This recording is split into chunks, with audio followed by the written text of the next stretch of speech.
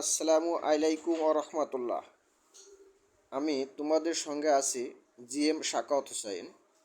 প্রিয় শিক্ষার্থীবৃন্দ, এসএসসি 2025, আজকে আমি তোমাদের জেনারেল ম্যাথের 16 অধ্যায়ের পরিমিতির একটা অংশ ঘনবস্তু নিয়ে আলোচনা করব ইনশাল্লাহ। আশা করি এই ভিডিওটা তোমরা দেখলে, মনোযোগ সহকারে শুনলে তোমরা সহজে বুঝতে পারবে এবং তোমাদের যে সমস্যা আছে সেটা সমাধান হয়ে যাবে ইনশাল্লাহ।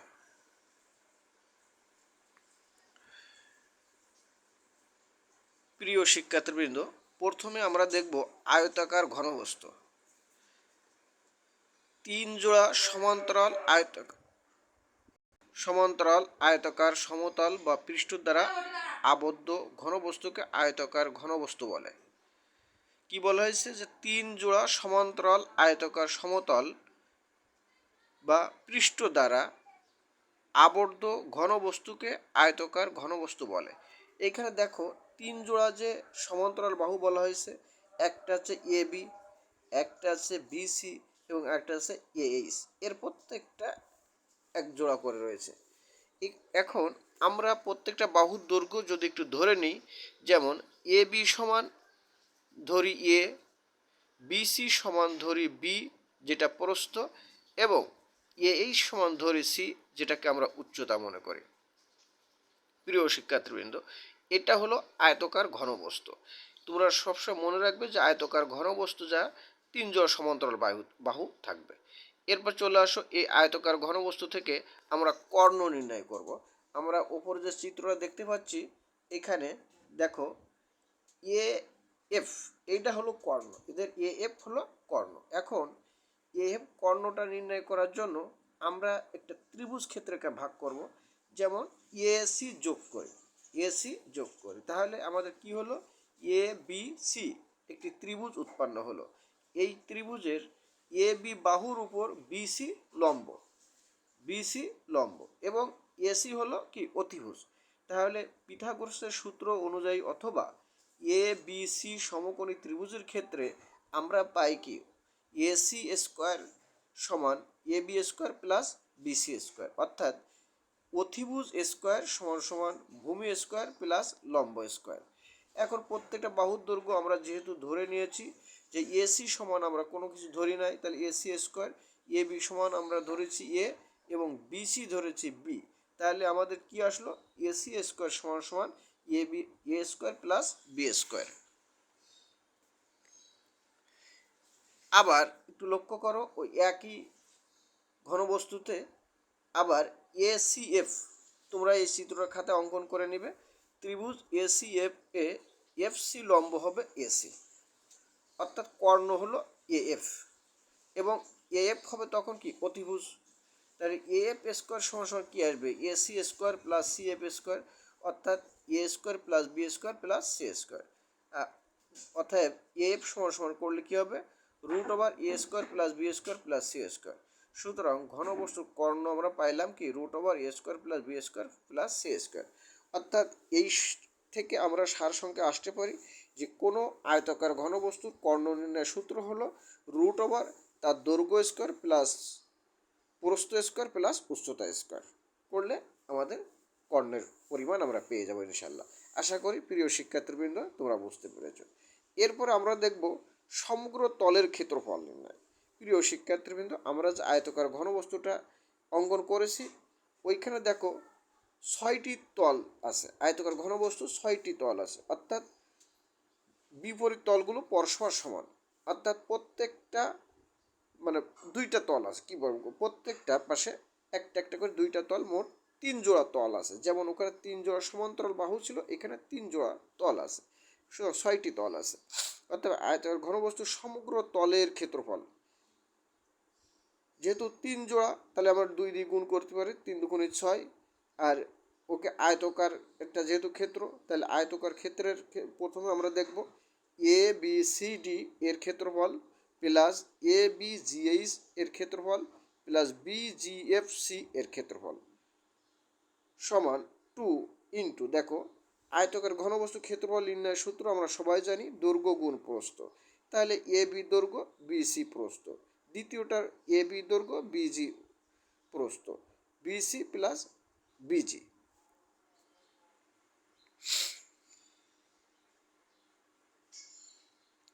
সমান, এখানে দেখো 2 * A B plus BC plus CA, তার মানে সমগ্র তলের ক্ষেত্র আমরা কী পাইলাম যে 2 * এ বি মানে দৈর্ঘ্য গুণ প্রস্থ প্লাস প্রস্থ গুণ উচ্চতা গুণ প্রস্থ, এর গুণফল হচ্ছে তার সমগ্র তলের ক্ষেত্রফল।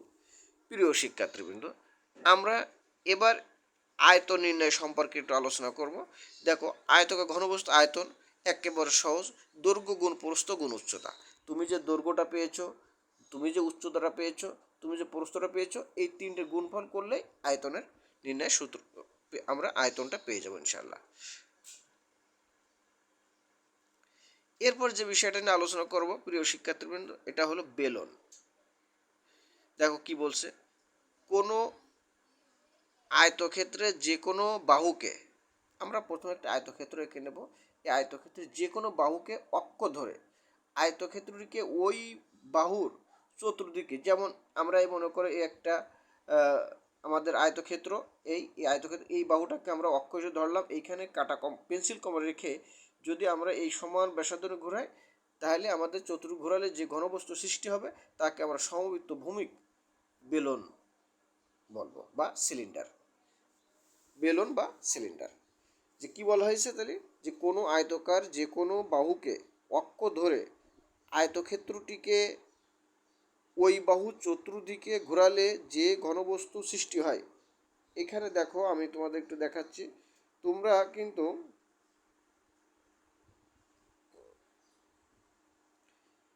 এই বাহু বাদেও এই বাহুকেও ধরে নিতে পারো, যে কোনো এক বাহু। এই বাহু যদি ধরো তাহলে এর সমান ব্যাসার্ধ নেবা এইটুকু, আবার যদি এই বাহু ধরলেও এইটুকু ব্যাসার্ধ তোমরা নেবা ইনশাল্লাহ। নিয়ে তোমরা এটা চারিয়ে ঘোরাবা, ঘোরালে যে সমবৃত্ত ভূমিক বেলন উৎপন্ন হবে সেইটা হলো আমাদের বেলন বা সিলিন্ডার।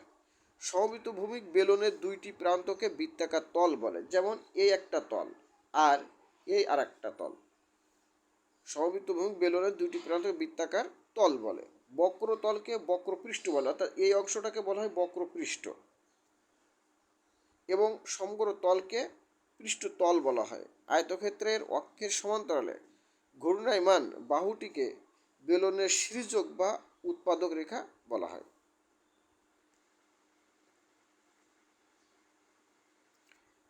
এখন আমরা ধরি একটি সমবৃত্ত ভূমিক বেলনের ভূমির ব্যাসার্ধ আমরা আর ধরলাম এবং উচ্চতা এইচ, তাহলে ভূমির ক্ষেত্রফল পাই আর স্কোয়ার। যেহেতু এইটা আমাদের ছিল একটা দুই সমতল পৃষ্ঠ, দুইটা কী ছিল, বৃত্তাকার ছিল, আর বৃত্ত অংশের ক্ষেত্রফল আমরা জানি কি পাই আর স্কোয়ার, সেক্ষেত্রে পাই আর স্কোয়ার, এবং বক্র পৃষ্ঠের ক্ষেত্রফল 2 পাই আর এইচ।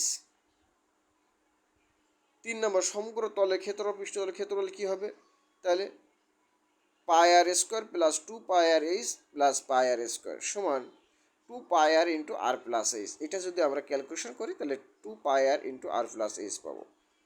4 নম্বর, আয়তন সমান ভূমির ক্ষেত্রফল ইন্টু উচ্চতা। তাহলে ভূমির ক্ষেত্রফল আমরা পেয়েছিলাম পাই আর স্কোয়ার ইন্টু উচ্চতা এইচ, তাহলে পাই আর স্কোয়ার এইচ। আশা করি তোমরা বুঝতে পেরেছ।